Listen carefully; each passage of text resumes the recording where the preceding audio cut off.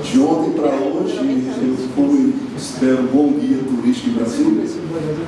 E um guia que andei com eles para comermos todas e um pouco mais. Essa culinária aqui bem mista, né, de Brasília. Então, amizade de longa data, eu pedi para o colega falar um pouquinho da história dele. Essa história é longa, muito longa. Eu posso fazer um pouquinho da sua história. Até porque, como nós trabalhamos com esse Rio Grande do Sul, ele é mais um filho gaúcho.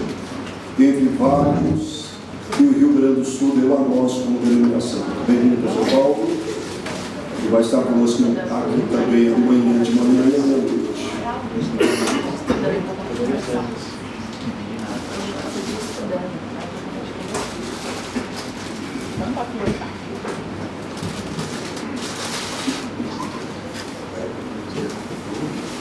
Muito obrigado, pastor Paulo Antônio, por suas palavras.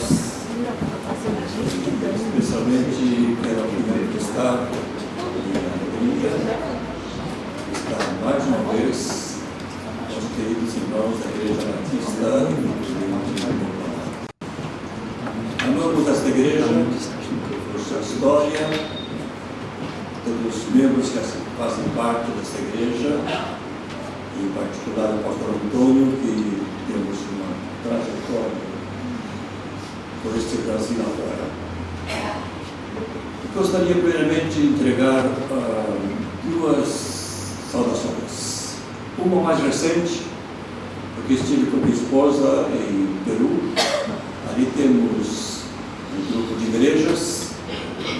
Por muito tempo não havia projeto de educação teológica no Peru. Mas graças a Deus, em 2022, com um acordo com a liderança que temos ali, criamos um projeto Peru de Educação Teológica, classes online a partir de Valência. E temos, portanto, o privilégio de ser os irmãos que chegamos agora, faz uma semana, do retiro de pastores e líderes muito abençoado, e da segunda formatura. Nós são 15 alunos. E o mais importante, dos 15 alunos, 6 pastores. Tem sido uma experiência muito boa. Valência tem sua história relacionada com o Brasil, daqui saímos, mas também relacionada com Portugal. Por quê? Em 1994, Deus dirigiu a irmos a Portugal e começar em Portugal um seminário. Éramos aqui, por mais de 20 anos, professor do Seminário Teológico Batista Independente em Campinas, diretor também por 9 anos. Aceitamos o desafio. Chegando ali, começamos, portanto, o seminário, que foi conhecido como Centro de Missões.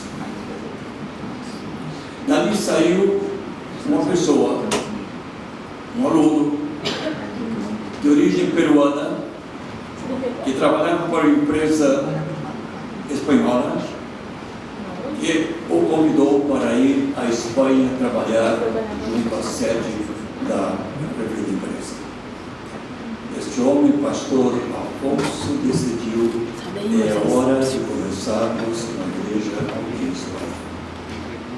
Em 2006, na sua casa, 4 ou 5 pessoas reunidas. Agora estamos no segundo espaço, primeiro do nosso pequeno, agora um espaço maior, cerca de 250 cadeiras, 2 cultos cada domingo. Esta é a primeira igreja. Depois temos a segunda igreja, também em Valência.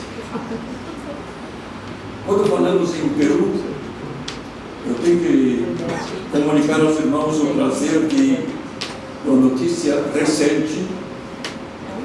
Peru está numa caminhada espetacular do ponto de vista da evangelização. Nos últimos 15 anos, duplicou o número significa estar entre 15% a 20%. É boa notícia? Sim. Se voltamos à década de 50, 60, os números seriam 2%, 3%. Não é o maior país evangelizado da América Latina. Estamos em crescimento. Chile, entre 20% a 25%. Brasil, diz os números 30% a 35%. Guatemala, 40%. 45%. Isso nos encanta, nos anima, nos fortalece. Agora, quando me refiro à Espanha, a Portugal, os números são outros. Por quê? Porque não há país no mundo que tenha passado o que Portugal passou e a Espanha passou. 7 séculos de domínio muçulmano. Portugal e Espanha. 7 séculos. 3 séculos de Inquisição. Significa perseguição, prisão e morte de muitos cristãos, judeus e muçulmanos. 3 décadas, 4 décadas de ditadura em Espanha e Portugal. Salazar em Portugal, Franco na Espanha. A partir de quando temos liberdade na Península Ibérica? Em Espanha, conforme a Constituição Espanhola, temos liberdade de culto a partir de 1978. Parece estranho. Portugal, na mesma data, na década de 70. Não são portugueses que deu liberdade. Portanto, uma história diferente da América Latina. Agora, o que podemos dizer? Portugal e Espanha. Há 10, 15 anos falávamos em 1%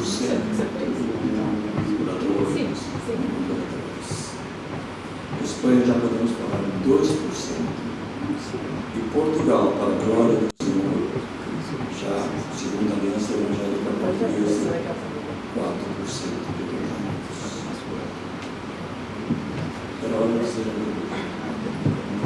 Verdade? Glorificarmos a Deus, porque estamos no continente menos evangelizado do mundo. Pergunta, por que Espanha? Por que Portugal? Por que Europa?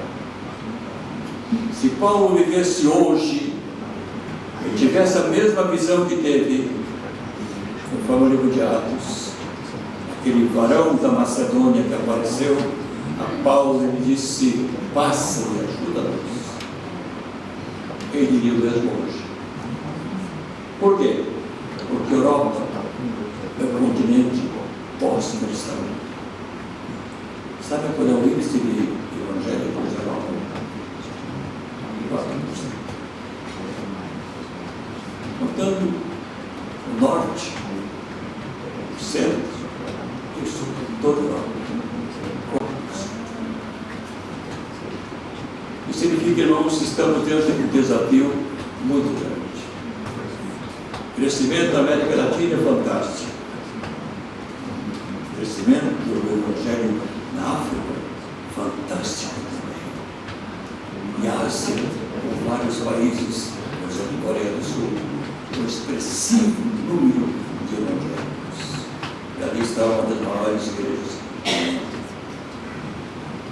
E na Europa, somos comunidade. Digo isso pedindo as orações dos irmãos pelo trabalho que nós fazemos modestamente, com o desejo de preparar líderes.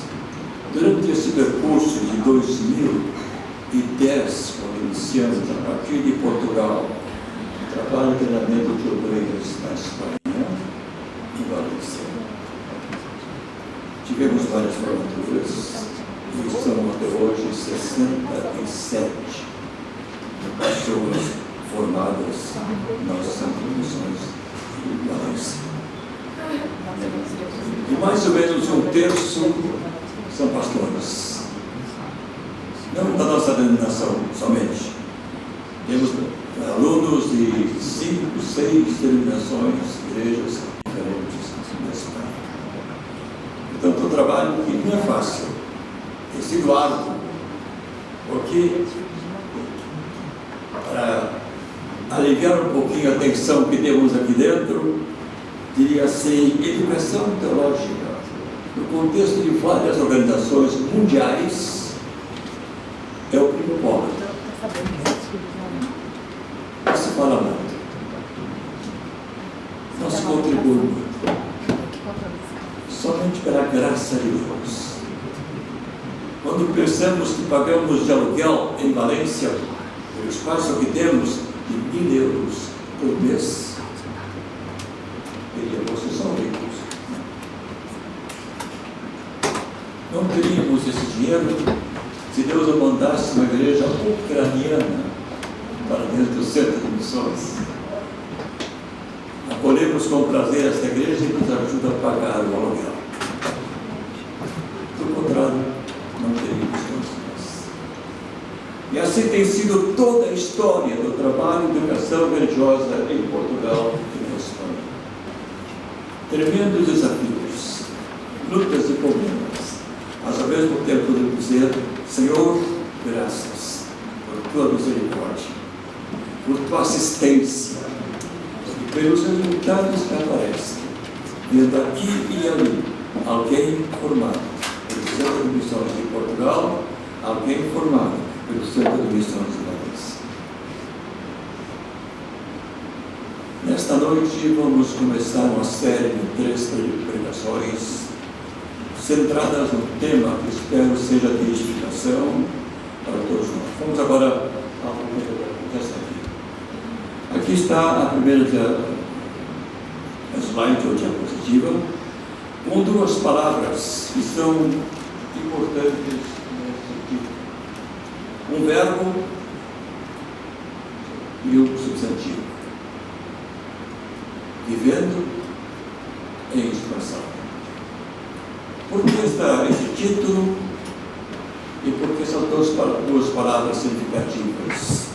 Porque tomamos um texto da Bíblia, que está no livro do profeta Isaías, capítulo 54, e verso 2, aqui está o texto, talvez é difícil para ler, né? Para os irmãos lerem, que está com a letra muito pequena, mas buscando a Bíblia podemos encontrar o seguinte. Vamos tentar ler, se possível, juntos, esse texto agora, Isaías 54, versículo 2, diz o seguinte: amplia o lugar da tua tenda, e as cortinas das tuas habitações se estendam.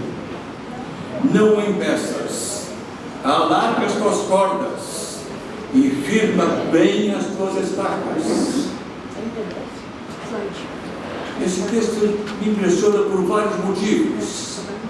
Primeiro, dificilmente na Bíblia vamos encontrar um texto, um versículo com tantos verbos como esse.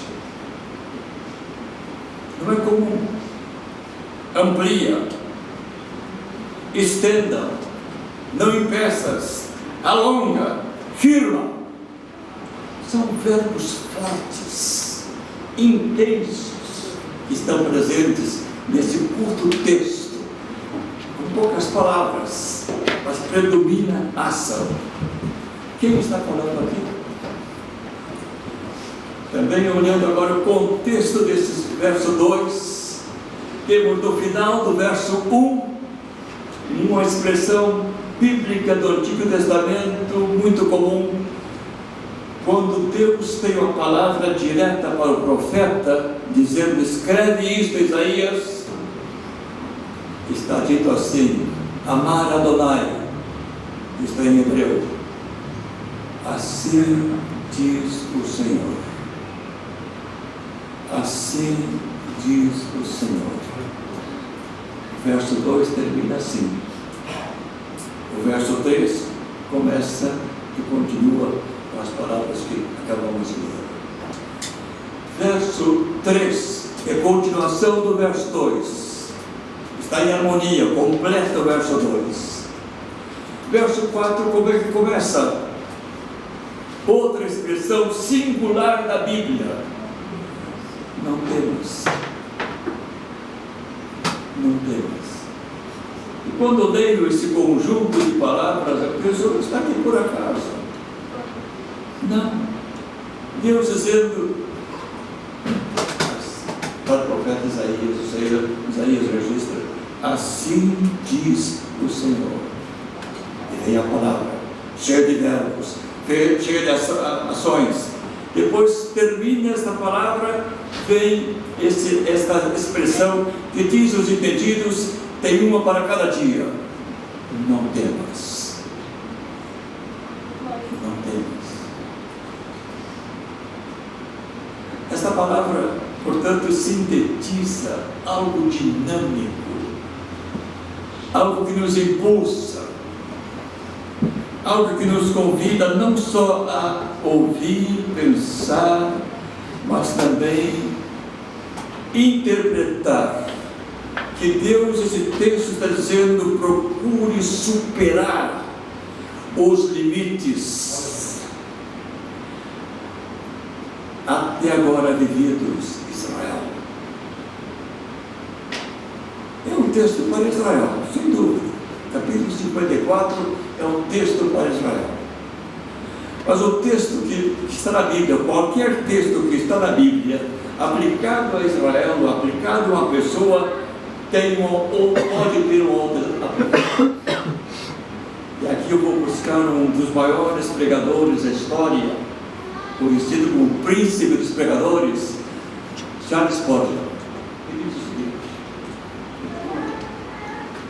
o seguinte, duas palavras que aparecem no comentário desse capítulo, diz o seguinte, esse texto é uma carta de Deus para você. Charles Spurgeon, comentário esse texto. Esse texto é uma carta de Deus para você. Esse texto pode ser um novo começo. Duas frases curtas que sintetizam o espírito desse texto. O motivo que veio do coração de Deus para o seu povo no momento crítico para Israel. Eu penso que esse texto tem esta aplicação feita muito bem por Charles Spurgeon, e podemos fazê-la também hoje. Deus está nos dizendo nesse texto, estenda a tua tenda. É uma tenda, não é um prédio com colunas, tijolos e pedras. É uma tenda, mais fácil. A figura aqui é muito linda. Uma tenda, estenda a tua tenda. Amplia, ao mesmo tempo fortalece as estacas e diz assim entre os demais verbos, não impressas. Parece que Deus está dizendo assim, a tua vida espiritual pode ser expandida, a vida espiritual da tua igreja pode ser expandida, não há limites. Não coloque limites. O povo de Deus, a história do povo de Deus, a ação do povo de Deus no mundo pode ser expandida. Não impeça, não coloque fronteiras, não coloque limitação. E agora partindo desse ponto de vista, de que esse texto tem um impulso divino, atual, contemporâneo, porque toda a palavra de Deus é sempre atual e contemporânea. Deus está querendo dizer hoje, amplia a tua vida espiritual. Viveu em Portugal um colega missionário americano, convivi com ele muito tempo, porque é um excelente colega, conhecia muito bem a história do trabalho evangélico em Portugal, e escreveu um livro. O título do livro era o seguinte: Nascidos para Crescer. Simples, objetivo.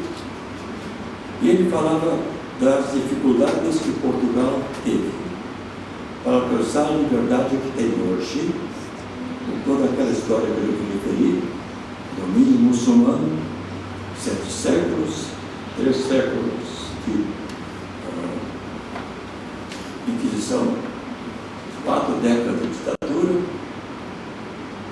e o missionário escreve: Portugal, portugueses, somos nascidos para crescer.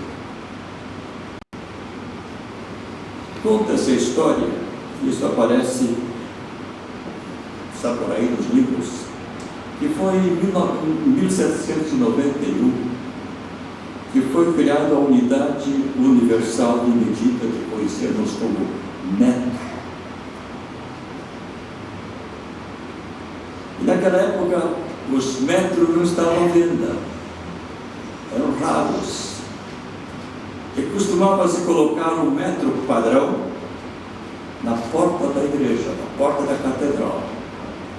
Para que alguém que vai comprar um espaço em terra ou vai vender e tem lá uma medida que pode ser correta ou não, na dúvida, poderia ir à porta da igreja, da catedral, e conferir se aquela medida era exata. Pastor falou: se tivéssemos essa medida na porta da igreja e acusasse o nosso nível de espiritualidade, como seria? Acho que eu encontraria ser meio desconfiado. Será que subiu algum centímetro, passou, aumentou a minha vida espiritual mais um pouquinho de domingo anterior para esse final de semana? É uma pergunta. Talvez, se aqui em Brasília tivéssemos um Areópago e ele tivesse alguém como Paulo pregando o Evangelho e falando sobre vida espiritual, iria perguntar: quem é este? Vida espiritual, que é isto? E essa palavra, essa expressão, parece que já está antiquada. Vida espiritual. Para muitos hoje, a vida espiritual não é nada. Não tem sentido. Não se pensa nisso. Porque o que prevalece é a vida material. Isso que interessa. Vida espiritual.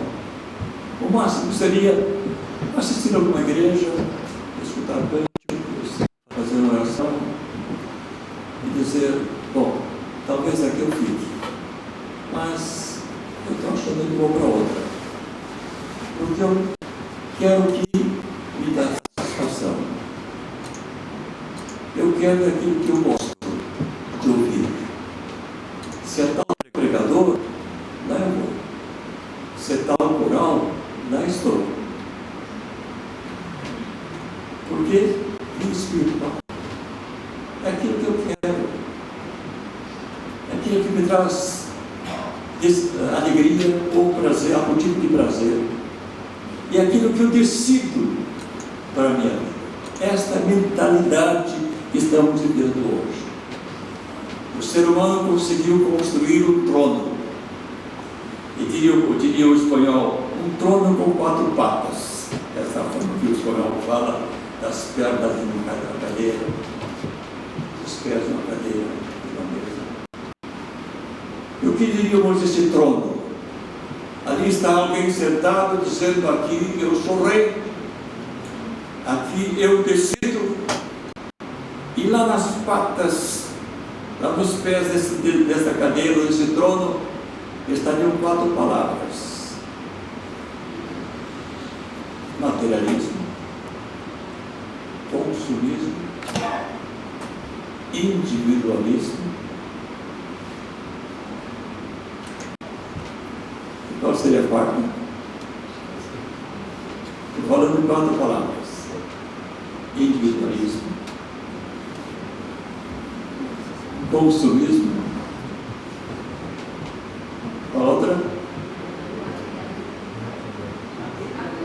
materialismo. Agora, quarta palavra. 4 palavras, 4 ismos. Comodismo. Esta situação do mundo hoje. Portanto, quando se fala de espiritualidade, especialmente com a geração mais nova, isso não tem sentido. Isso é coisa da igreja, isso é coisa da religião. A minha vida, o que interessa é o que eu quero, o que eu busco, o que eu decido. Porque afinal, estou no meu trono. Portanto, às vezes, quando falamos de espiritualidade, tem alguma resistência. E há realmente uma certa confusão, sem dúvida. A teologia está por aí, apalpando, porque eu quero falar isso, eu quero falar aquilo, e outros falam. Quando se fala de espiritualidade, não é fácil definir a espiritualidade. Mas é aquilo que Deus colocou dentro de nós como possibilidade. E levantarmos o nosso olhar para cima, pensar nesse Deus eterno, Rei dos Reis, Senhor e Senhores, como cantamos aqui, dirigir a nossa oração para Ele, sentir que está ouvindo, que está conectado conosco, que está atento a não só as palavras, mas a tudo que nós passamos e vivemos dentro de nós, e sentir a presença dEle. Isso não é religião, isso é muito mais do que uma vida religiosa. Isso é comunhão com o divino, isso é a presença de Deus entre nós. É isso que dá sentido de espiritualidade. Portanto, o tema que vamos tratar essa noite é o seguinte: evidências da expansão espiritual de um cristão. Busquei essa palavra evidências porque a palavra expansão não aparece em toda a Bíblia, aparece assim com alguns sinônimos, mas as evidências da expansão espiritual estão presentes em toda.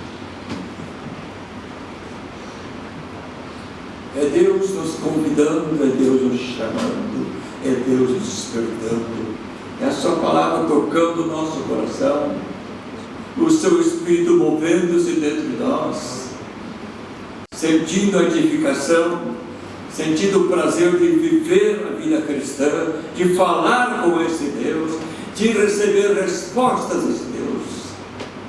E aqui, pastor, uma pequena história da minha vida. A minha primeira experiência com Deus foi, diria, singular, mas também quase incompreensível, porque eu tinha 4 anos de idade. Pode uma criança com 4 anos de idade ter uma experiência com Deus? Pode parecer difícil. O que aconteceu? Pela graça de Deus, pela bênção dos meus pais e irmãos, eu tinha vários presentes como criança, mas tinha um presente favorito. Era o meu prazer de cada dia, um triciclo. Com esse triciclo eu andava de frente da casa, corria na calçada da vizinha, era o meu prazer diário.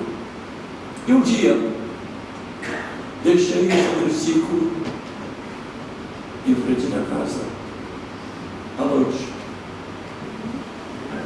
No dia seguinte, como está? Desapareceu.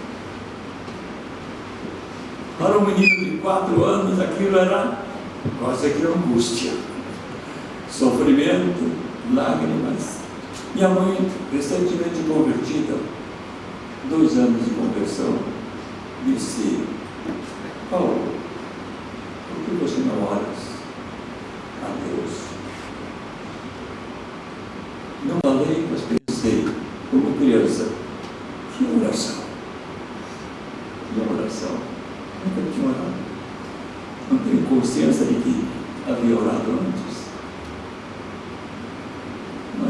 disse: por que você não ora?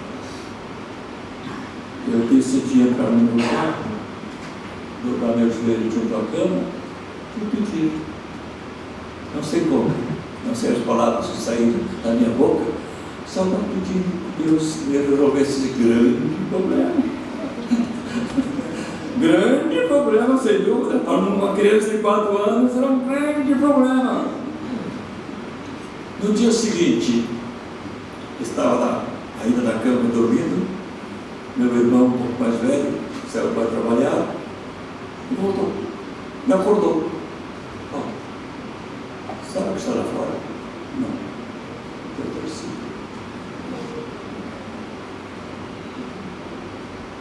Até hoje eu não sei o que aconteceu. Uma coisa eu sei: meu primeiro contato com Deus deu a resposta. E ali começa a trajetória da minha vida. E tenho comprovado: Deus escuta a nossa missão. Deus está atento aos nossos problemas. Pode ser de uma criança que tem o seu triciclo roubado, desaparecido, e agora volta. Ou pode ser um grande problema. Deus é um Deus que está conosco, que escuta a nossa oração. Portanto, a espiritualidade pode começar muito simples, como sim, apenas um pedido pequeno para nós adultos, grande para aquela criança, e uma resposta imediata dos céus. Surpreendente. Marcou a minha vida. E durante toda a minha trajetória tenho sempre recordado essa história. E uma vez na Itália, tivemos ali um grupo de alunos do Centro de Missões, e entre os alunos tinha a esposa de um dos alunos, o seu esposo tinha um amigo italiano, que de vez em quando vinha aos cultos. E uma vez ele veio ao culto quando eu contei essa experiência. Cada vez que esse irmão me encontra, tenho saudações no italiano para ti. O italiano se lembra de ti por aquela história que você contou. O triciclo que voltou. Valeu. Irmãos, evidências. Nós não temos a palavra expansão no número que gostaríamos de ver na Bíblia. Não temos. Mas há sinônimos. Há sinônimos. E quando chegamos no Novo Testamento, vamos encontrar evidências da expansão espiritual do crente.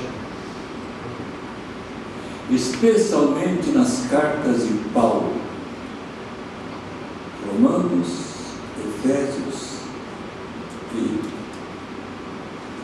Filipenses.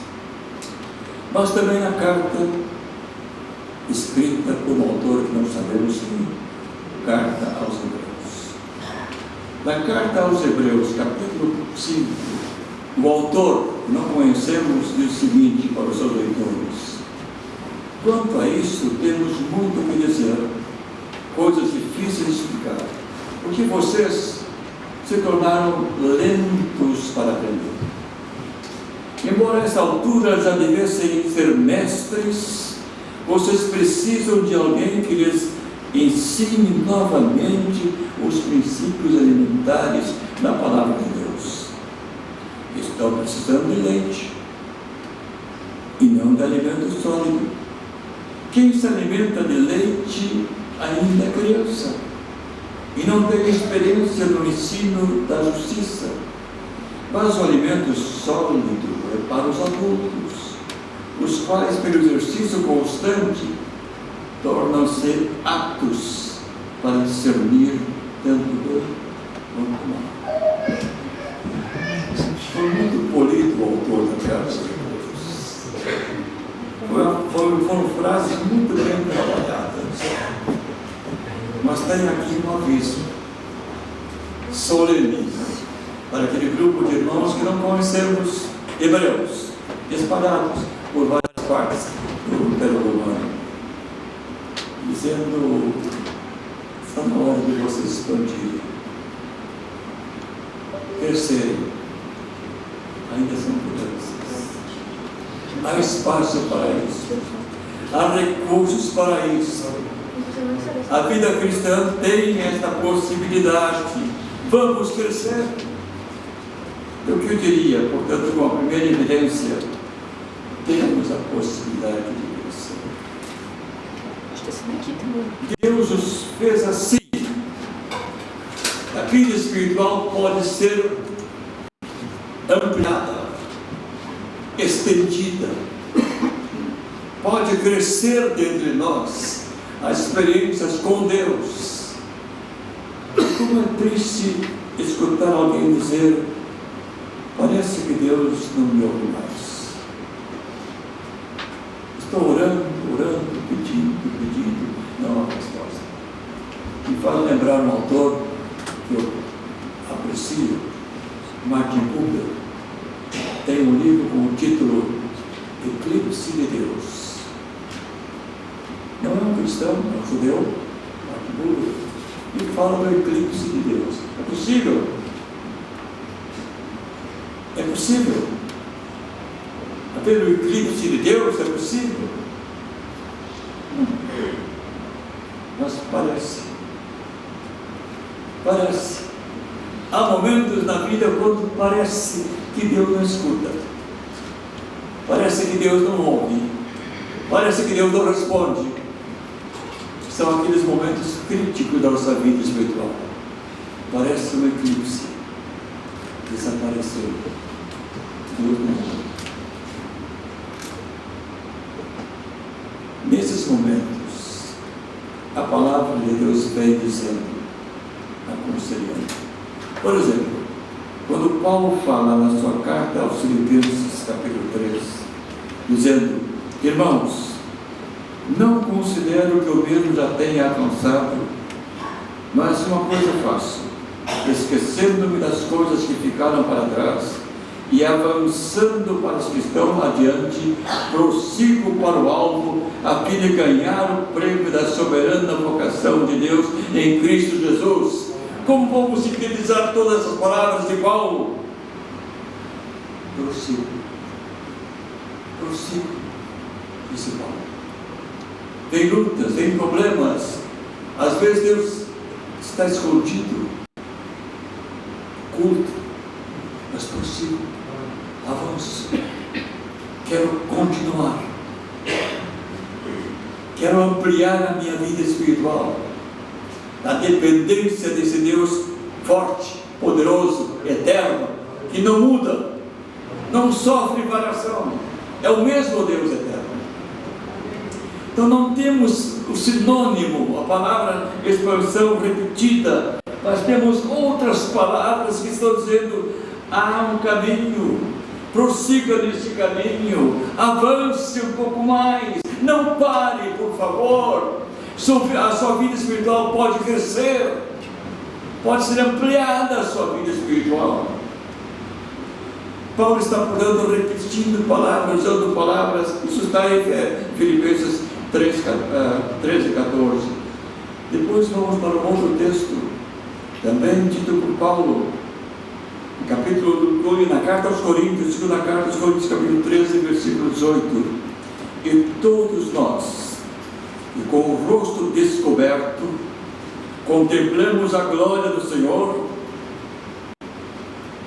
somos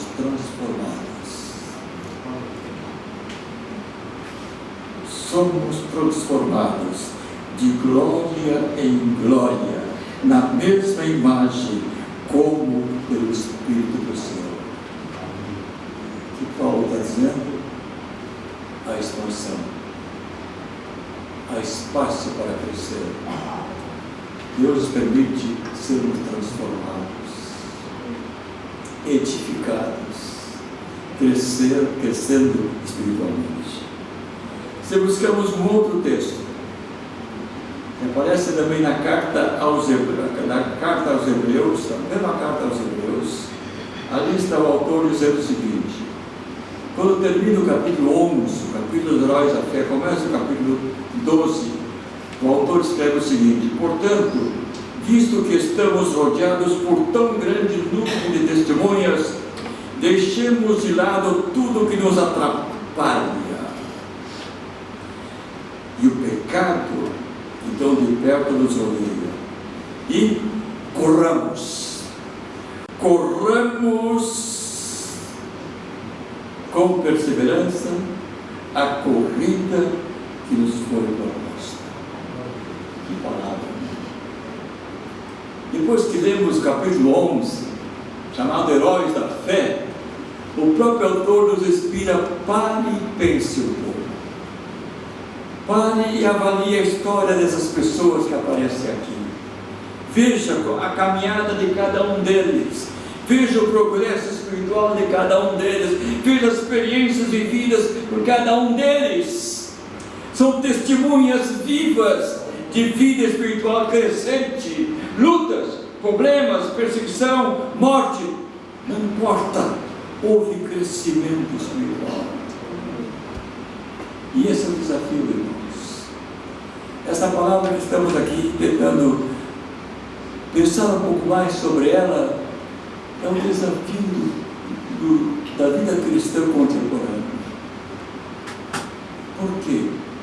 Porque somos a minoria que age no mundo. Não porque somos um grupo de cristãos, uma religião que domina o mundo. Não, porque nas igrejas, em qualquer parte do mundo, Brasil, Estados Unidos, continente europeu, Ásia, América, os cristãos ativos, eu digo evangélicos, 10 a 15%. O restante na arquibancada, assistindo o espetáculo. Então parece que Deus está à espera de um movimento que nos acorde, que nos desperte. E a vida espiritual tem esse potencial. Deus está como que empurrando-nos. Avance, avance. Você quer uma igreja que avança? Sim, mas não começa pela instituição. Não começa pela organização. Começa pelas pessoas. Esse é o princípio que Deus usa. Ele começa sempre com as pessoas, com as suas criaturas. É com as pessoas que Deus trabalha. E essas criaturas formam a família. Famílias formam uma igreja. Igreja formam uma denominação. Mas é a pessoa. Somos nós com quem Deus primeiro trabalha.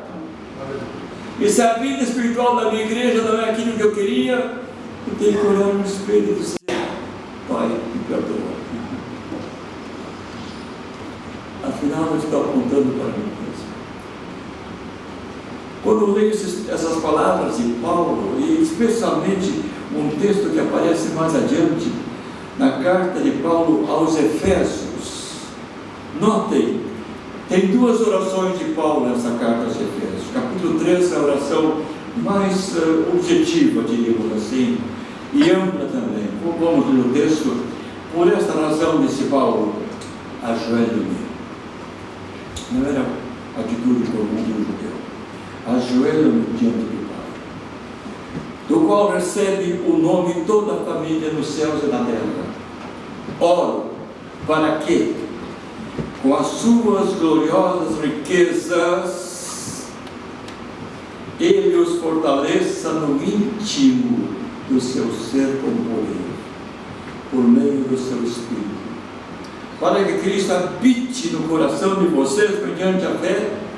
E oro, outra vez a palavra, e oro para que, estando arraigados e alicerçados em amor, vocês possam, juntamente com todos os santos, compreender a largura, o comprimento, a altura, a profundidade, e conhecer o amor de Cristo que excede todo conhecimento, para que vocês sejam cheios de toda a plenitude de Deus.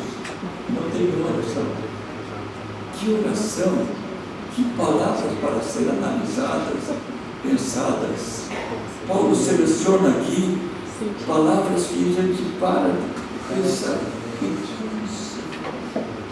Que entendimento Paulo tem, que objetivo ele tem com essas palavras para os irmãos em Éfeso, e continua: aquele que é capaz,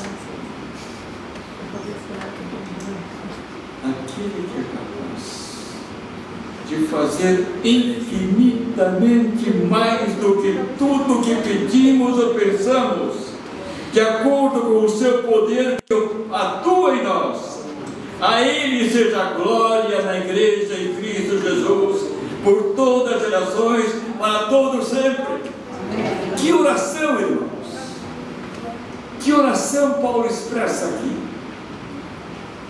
Que pedidos ousados, grandes, porque Deus é grande,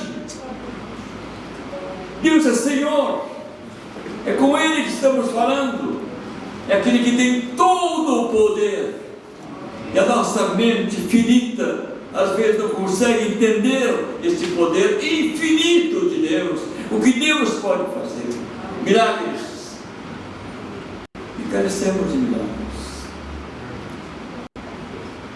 Carecemos de milagres. Por quê? Tem uma história. Século XVII para cá, nós temos uma série de pensadores, filósofos especialmente, que contagiaram as igrejas cristãs. E é um pensador com quem eu trabalho na universidade. Ele conta uma parábola num dos seus livros. Ele fala o seguinte: havia uma mulher chamada Fé, e esta mulher tinha um filho chamado Milagre,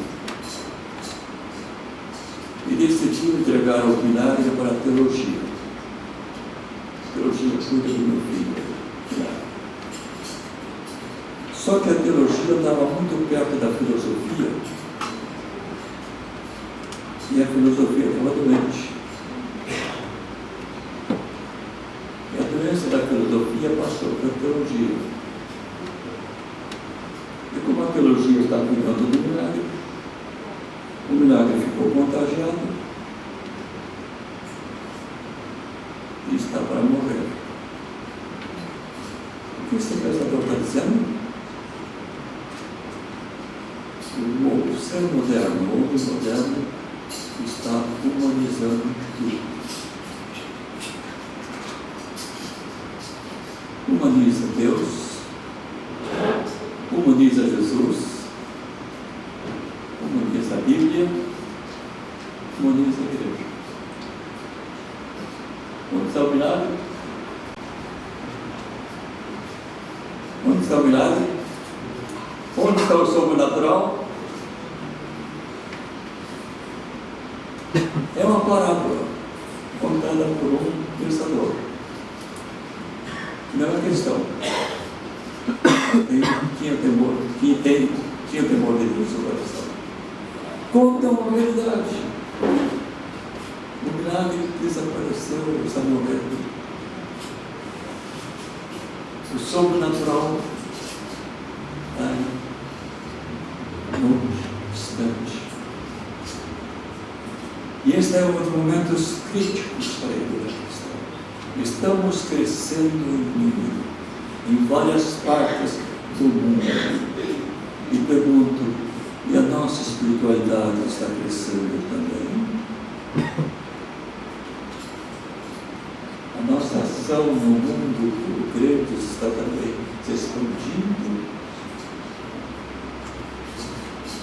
O que Paulo está querendo aqui nos lembrar, em todas essas cartas que ele escreveu, é justamente isso. Vários verbos que estão dizendo: avança, cresce, passa por uma transformação. É Deus trabalhando com você, é Deus trabalhando conosco. E agora, chegando à conclusão, Eu queria imaginar com os irmãos aqui um diálogo entre Abraão e Paulo, Saulo de Tarso. O que diriam os dois se encontrassem e conversassem um pouquinho sobre a vida de cada um? O que teria dito Abraão para Paulo? Podia ser o seguinte: quando Deus me prometeu abençoar a minha vida, Ele pensou numa expansão, dizendo, através da minha descendência, todas as famílias da terra seriam abençoadas. Paulo, escutando essa palavra de Abraão, disse: parece interessante. Esse Deus que falou com você em Gênesis 12, falou comigo indiretamente, através de um homem chamado Ananias. E Abraão pergunta: como? Aí Paulo conta a sua experiência no caminho de Damasco. E conta a experiência quando chegou aquele homem que ele não conhecia e que tinha temor, seu coração, um certo medo de se aproximar daquele homem temido, Saulo de Tarso, perseguidor da igreja.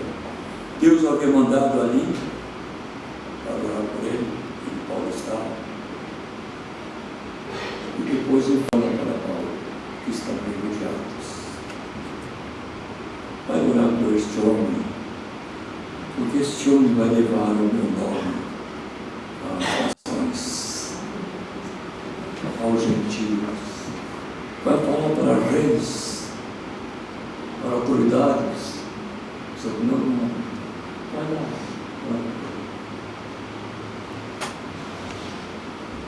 E Paulo dizia assim para Abraão: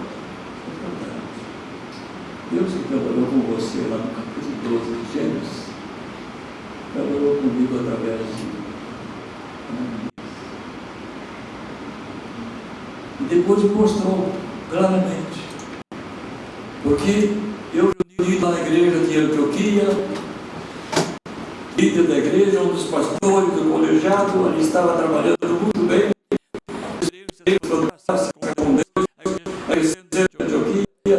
e Deus de repente fala para a igreja: separa esses dois homens e manda para os gentios. Não foi. E Deus me usou. Imagina esse diálogo entre dois homens, lá no Antigo Testamento e no Novo Testamento, vivendo a mesma experiência, que consiste no seguinte: Deus abençoa o ser humano, para que o ser humano se torne um instrumento nas mãos de Deus para abençoar a outros. Parece que esse é o processo divino, é a maneira que Deus quer trabalhar com a gente. Deus quer abençoar a sua vida, enriquecer a sua vida com experiências espirituais, fortalecer a sua fé, ampliar o seu amor, aprofundar a sua vida espiritual. Não para que você seja um castelo ou um monumento, não, seja um instrumento nas mãos de Deus para levar esta bênção a outros.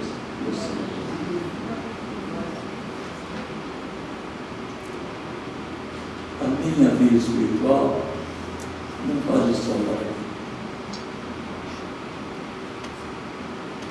É o meio que Deus trabalha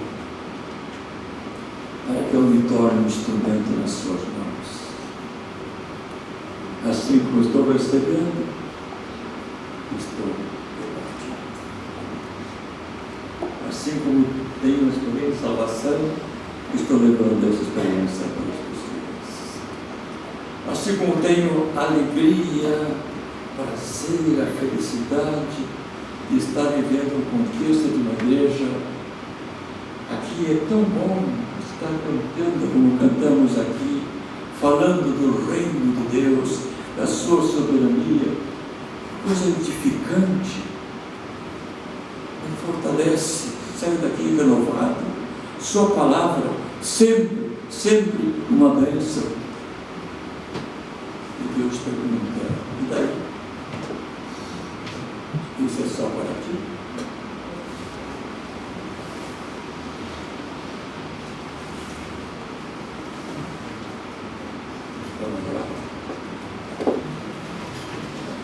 Vamos orar com uma proposta, uma sugestão, quem sabe até uma decisão. Senhor, eis-me aqui, usando as palavras aliás. Senhor, eis-me aqui.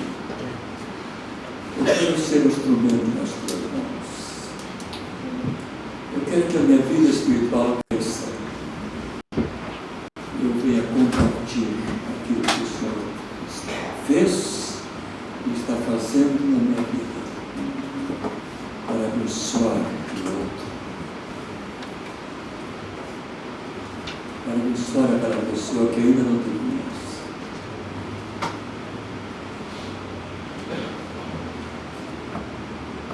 Vamos orar.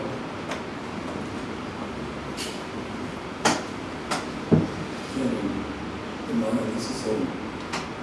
Está em pé, orando.